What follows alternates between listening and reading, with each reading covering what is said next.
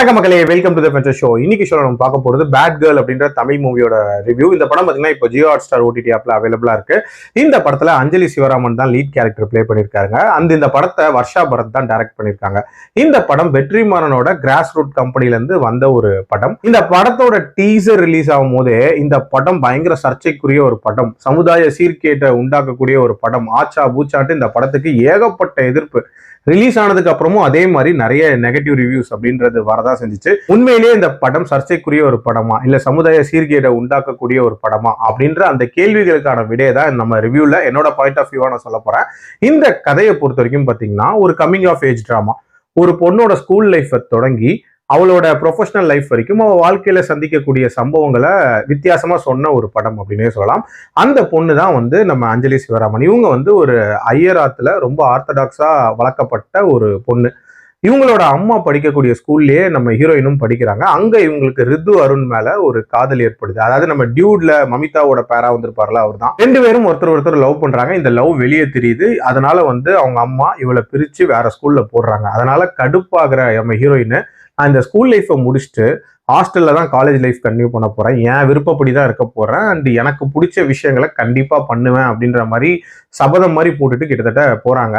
அதுக்கேற்ற மாதிரி அவங்களோட காலேஜ் லைஃப்லயும் அந்த மாதிரி இருக்காங்க. ஸோ அதுல என்னென்ன மாதிரியான ரிலேஷன்ஷிப்ல இன்வால்வ் ஆறாங்க, அதுல என்னென்ன பிரச்சனைகள் வருது, அண்ட் அடுத்த ஃபேஸ் அதாவது ப்ரொஃபஷனல் ஃபேஸ்க்குள்ள போகும்போது அவங்களுக்கு என்ன மாதிரியான சம்பவங்கள் நடக்குது, டுவர்ட்ஸ் தி எண்ட் இவங்களுக்கும் அவங்க அம்மாவுக்கும் இருக்கக்கூடிய அந்த ரிலேஷன்ஷிப் இஷ்யூஸ் சார்ட் அவுட் ஆச்சா அப்படின்ற மாதிரி நிறைய விஷயங்களை சொல்லக்கூடிய ஒரு படம் தான் இந்த படம். இந்த படத்தை பொறுத்த வரைக்கும் அந்த ஸ்கூல் ஃபேஸ் அப்படின்றது ரொம்ப யதார்த்தமா காட்டியிருப்பாங்க அப்படின்னே சொல்லலாம். அதாவது அடலசன்ட் ஏஜ்ல ஒரு பையனுக்கு வரக்கூடிய ஃபீலிங்ஸ் அப்படின்றது நிறைய படங்களை நம்ம பார்த்திருப்போம். ஆனா ஒரு பொண்ணு பாயிண்ட் ஆஃப் வியூல இருந்து அதை ரொம்ப க்ளோஸ் டு ரியாலிட்டியா சொன்ன ஒரு படம் இது அப்படின்னே சொல்லலாம். அடுத்ததான் அந்த காலேஜ் ஃபேஸ். அதுல இவங்க ஒரு ரிலேஷன்ஷிப்ல இருப்பாங்க. அதுவும் பிசிக்கலாவுமே அந்த ரிலேஷன்ஷிப்ல இன்வால்வ் ஆயிருப்பாங்க. ஸோ ஒரு டாக்ஸிக்கான ரிலேஷன்ஷிப்ல இருந்து வெளியே வர்றதுக்கு இவங்க தவிக்கக்கூடிய அந்த தவிப்பு அப்படின்றத ரொம்ப சூப்பராக காட்டியிருப்பாங்க. இன்ஃபேக்ட் இந்த மாதிரியான எக்ஸ்பீரியன்ஸ் அப்படின்றது நிறைய பேருக்கு அவங்களோட லைஃப்ல இருக்கும்.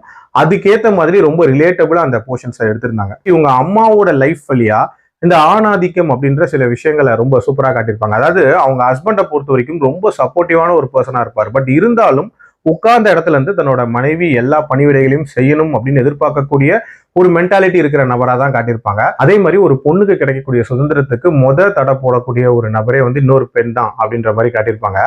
அது மாதிரி நம்ம ஹீரோயினோட அம்மாவும் ஒரு ஃபேஸ்ல இருப்பாங்க. அதுக்கப்புறம் அவங்களுக்குள்ள எப்படி அந்த மாற்றம் வருது, அண்ட் நம்ம ஹீரோயின் எப்படி அவங்க அம்மாவை புரிஞ்சுக்கிறாங்க, இந்த போர்ஷன்ஸ் எல்லாமே நீட்டா காட்டப்பட்டிருக்கும். இந்த படம் ஒரு சர்ச்சைக்குரிய படமா? இதுல பொண்ணுங்க சரக்கு அடிக்கிறத காட்டுறாங்க, அண்ட் பொண்ணு மல்டிபிள் ரிலேஷன்ஷிப்ல இருக்கிற காட்டுறாங்க.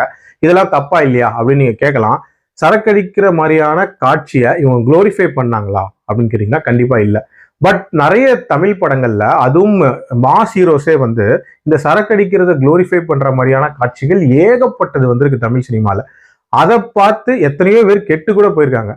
பட் அது யாருக்குமே தப்பா தெரியல. ஏன்னா ஒரு ஆம்பளை தண்ணி அடிக்கலாம், அதுல எந்த தப்புமே இல்லை.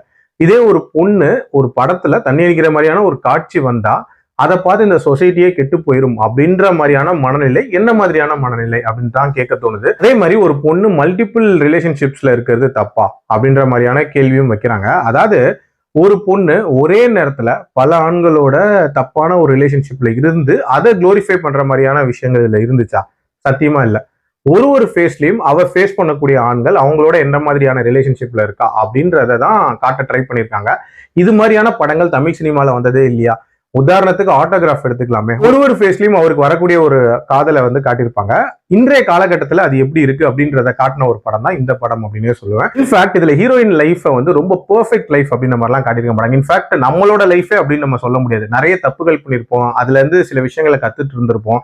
அதுக்கப்புறம் நம்ம எப்படி மெச்சூர் ஆகிறோம் அப்படின்ற ஒரு விஷயம் தானே. அந்த ஜேர்னியை ரொம்ப சூப்பரா இதுல காட்டியிருந்தாங்க அப்படின்னே சொல்லலாம். இங்க பிரச்சனை அப்படின்னு பாத்தீங்கன்னா தப்பான விஷயங்களை காட்டினது இல்லை, ஒரு பொண்ணை வச்சு அதை காட்டினது அப்படின்றத இங்க தப்பாப்படுது அப்படின்னே சொல்லலாம். இந்த படத்தோட ஒரு பிரச்சனையா எனக்கு பட்ட விஷயம் அப்படின்றது அந்த மூணாவது ஃபேஸ் இருக்குல்ல, அப்ப காட்டக்கூடிய சில சம்பவங்கள் அப்படின்றது கண்டிப்பா பெட்டரா இருந்திருக்கலாம். எஸ்பெஷலி அதுல காட்டக்கூடிய ரிலேஷன்ஷிப்பை சுத்தி நடக்கக்கூடிய சம்பவங்கள் அப்படின்றதெல்லாம் கண்டிப்பா பெட்டரா இருந்திருக்கலாம். அந்த போர்ஷன் அப்படின்றது எனக்கு பெருசா இன்ட்ரெஸ்டிங்கா போகல அப்படின்னே சொல்லுவேன். என்னோட ரேட்டிங் இந்த படத்துக்கு 3.25 அவுட் ஆஃப் 5. அடல்ட் கண்டென்ட்டை பொறுத்த வரைக்கும் இதுல அடல்ட் சீன்ஸ் அப்படின்றது இருக்கதான் செய்யுது. இது ஸ்ட்ரிக்ட்லி ஃபார் அடல்ட்ஸ்.